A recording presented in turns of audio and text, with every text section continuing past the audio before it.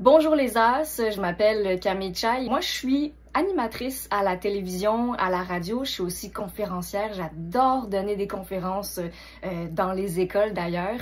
Et j'ai été aussi une athlète en escrime en fauteuil roulant.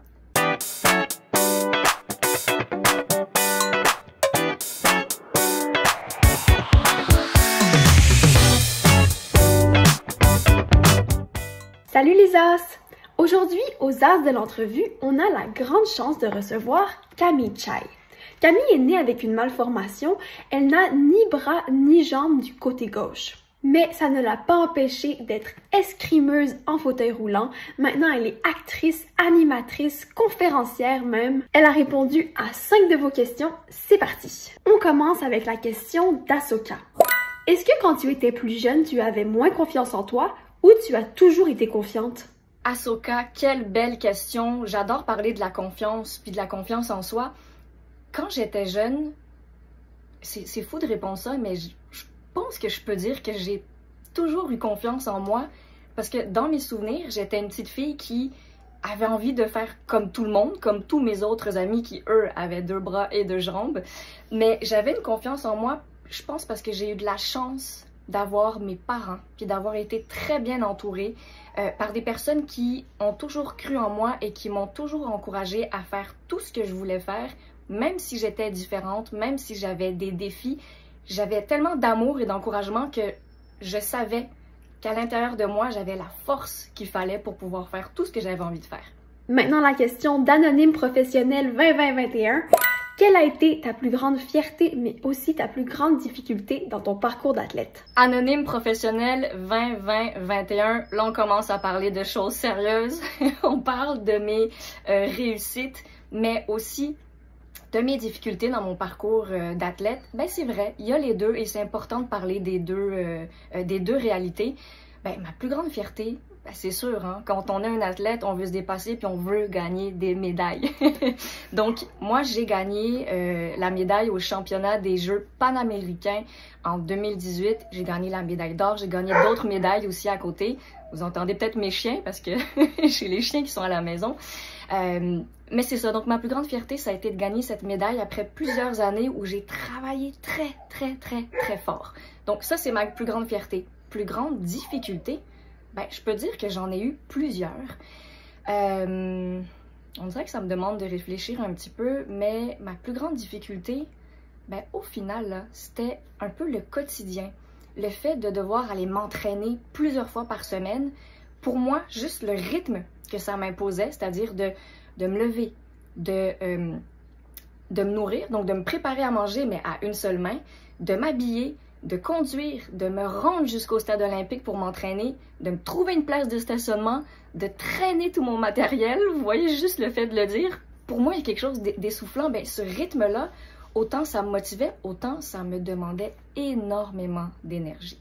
Pour moi, de vivre des défis, je suis vraiment habituée de vivre des défis au quotidien, mais dans le fait de vivre un défi, pour moi, il y a quelque chose qui est très significatif, quelque chose qui est très important, c'est que j'apprends énormément. J'apprends énormément sur moi, sur mes capacités. Par contre, quand j'arrive à relever un défi, ce que j'ai réussi très souvent, et je suis sûre que vous aussi c'est la même chose, ben on est fiers parce qu'on avance. Puis si on réussit pas, ben c'est parfait aussi parce que ça veut dire que ça nous donne un indice sur ce sur quoi on doit travailler pour toujours s'améliorer. On poursuit avec Eva. Est-ce que vous avez déjà eu une forte envie d'abandonner à cause des commentaires méchants des gens? Eva, ben, je me souviens pas, moi, de commentaires méchants. C'est fou, hein?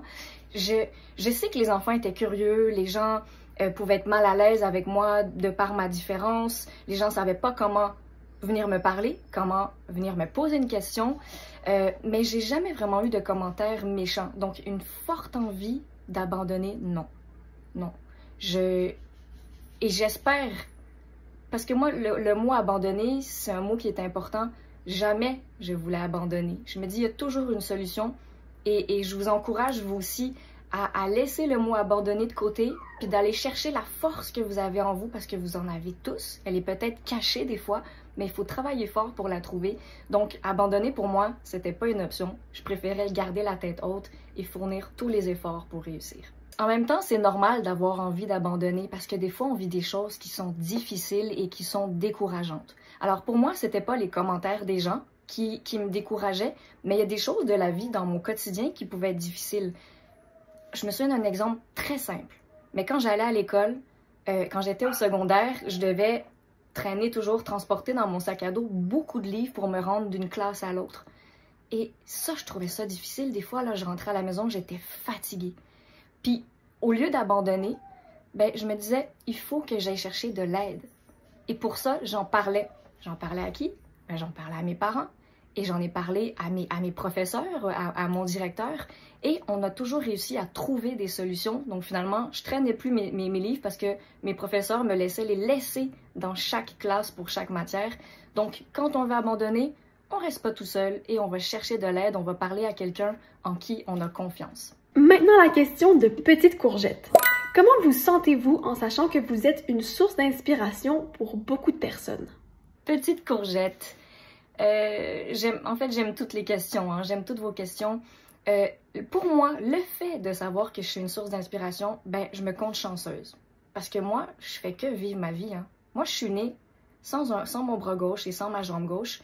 Mais c'est vrai que très tôt, je l'ai senti, même très jeune, que j'étais une source d'inspiration. Parce que comme je viens de vous le dire, moi, abandonner, c'était pas une option. Donc, les gens me voyaient toujours souriante, me voyaient toujours motivée, avec plein d'énergie. Puis pour moi, ben, je me dis, OK, c'est comme un rôle que je suis fière d'avoir. Et c'est important pour moi de le garder et de continuer à partager avec les gens ben, ma joie de vivre, la force que j'ai en moi. Mais en même temps, là, je vais vous faire une petite confidence. Je pense que le fait que j'ai cette chance d'inspirer les autres, ben c'est grâce à vous. C'est parce que vous êtes là.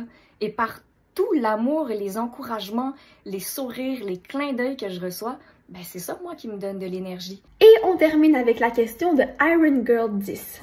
Est-ce que tu es vexée que les autres parlent de toi comme d'une personne handicapée ou comme une super-héroïne?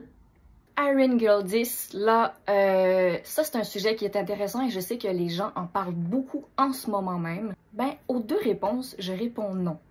Je suis pas vexée si quelqu'un dit « Camille, bon, elle est handicapée » ou « la fille handicapée ».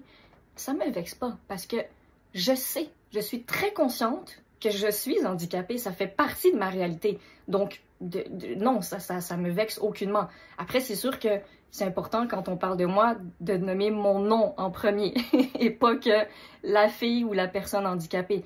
Mais si les gens le disent, ça va vraiment pas me choquer parce que, écoutez, c'est vrai.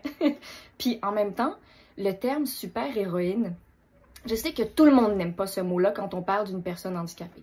Mais en même temps, je comprends que les gens, quand ils nous voient fonctionner dans le quotidien, ils peuvent être impressionnés par ce qu'on fait. Puis c'est vrai. Je veux dire, moi, chaque jour, là, tous les petits mouvements que je fais du quotidien, ben, j'ai développé une force dans mon bras. J'ai développé une forte dextérité aussi avec mes doigts. Donc, j'arrive, par exemple, à faire des boucles avec mon soulier avec une seule main.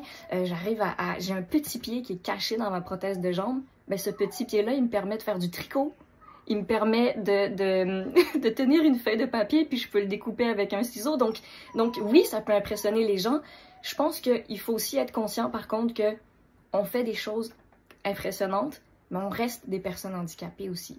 Parce que, je vais pas vous mentir, un handicap, ben, ça amène quand même des difficultés au quotidien. Vous voyez, on doit fournir 2 à 3 fois plus d'énergie.